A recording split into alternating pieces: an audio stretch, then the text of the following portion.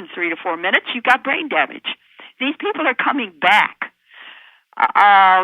with little or no brain damage, and in fact, brain enhancement. That's one of the features of the near-death experience. You come back smarter than you were before. So we're looking, if you're going to be really honest about the near-death experience, it reveals more about life than it does death. And what it does is it challenges our description, our knowing, our sense, our learning about what life is. What is the human body? Who are we and how do we function? We don't function like we've been taught medically or in school, in gym, looking around, looking at everybody, our religions, our various spiritual traditions. We're actually a little bit different than that, and in fact, more than that. And if you want to play with that kind of idea, all you have to do is open up the Christian Bible. It says very clearly, we are gods in the making. Hey, look at that. What experiences like the near-death experience say to us is that maybe that's true. Maybe we are indeed far more than we thought we were, and capable of being able to function in a much broader harmonic world. That the harmonics of our world is actually the universe. The harmonics of the universe is actually the harmonics of all creation. And we're able, once we have these kinds of experiences, we're able to see, feel, and sometimes operate in harmonics that are either ultra or, different than what we thought we could be in. And we move into these naturally. At this point in your research, consciousness isn't in the body then at all, is it? Well, in the body, outside of the body, everywhere. I mean, who's to say where consciousness resides? It does not reside just in your brain. No way, no how. In fact, your entire auric field and all the harmonics of the heart is consciousness. Did you ever meet Danny and Brinkley? Oh, I've known Danny for decades. When you talk to each other about each of your near-death experiences, were they similar? Well, they're similar in how they affected us and what we did about it. Similar in pattern, yes. You'll find that almost all of the near-death experiences are similar in pattern, but they'll vary.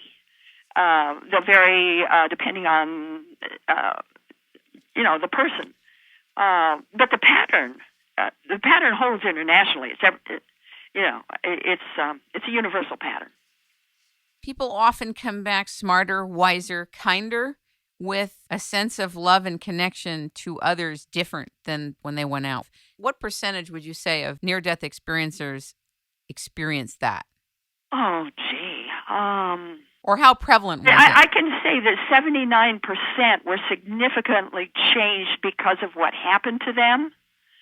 The other 21% claimed that they weren't changed that much, that they're principally the same person they were before, same ideas, same patterning, same behavior.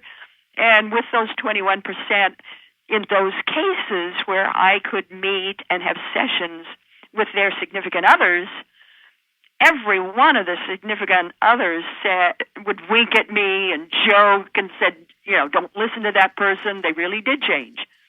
And, one of the things I found with experiencers, myself included, you don't know how much you have changed. You cannot recognize that. It takes years, and it really takes other people to point that out. In my own case, my before and after photographs are somewhat different. And I do have those. They're supposed to be on my website somewhere. They're certainly in my little book, I Died 3 Times in 1977, the complete story Don't you love that title? It's now on Amazon.com. And my two photos are in there, the before and the after. When we're talking about the after effects, I want to just scuttle right in here very quickly and say they're just as physical as they are psychological. Give us an example. Well, it directly affects the brain-mind assembly. When I'm talking about that, I'm talking about changes in brain function afterward. In many cases, changes in brain structure. Often changes in brain hemisphere dominance. In other words, if you were left-brained before, you're right-brained afterward. If you were right-brained before, you tend to be left-brained afterward.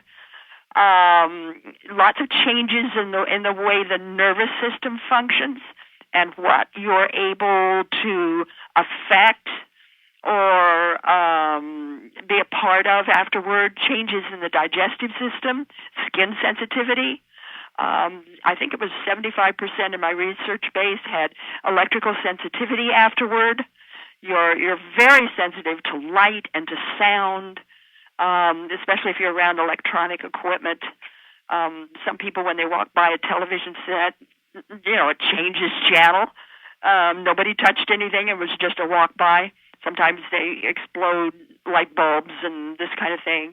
In my own case, I kept smoking up tape recorders, and I would sort of blow up, if you will, microphones and electrical systems. And, that got to be really expensive. Plus, it became an ethical issue with me. So I found a way to deal with that.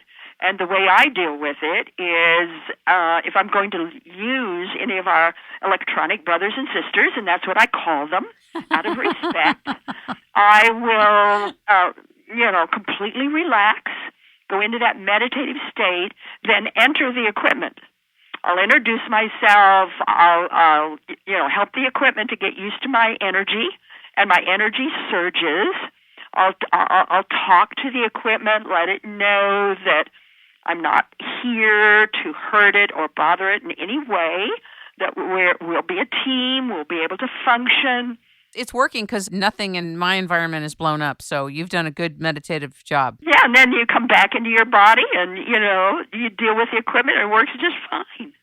People who have died together, have NDEs together, near-death experiences together. Can you talk about the hotshot example a little bit? Well, that certainly is a big one that we know about. I'm sure that there are other large cases we just don't know about them yet, but that's the biggest one that we do know about.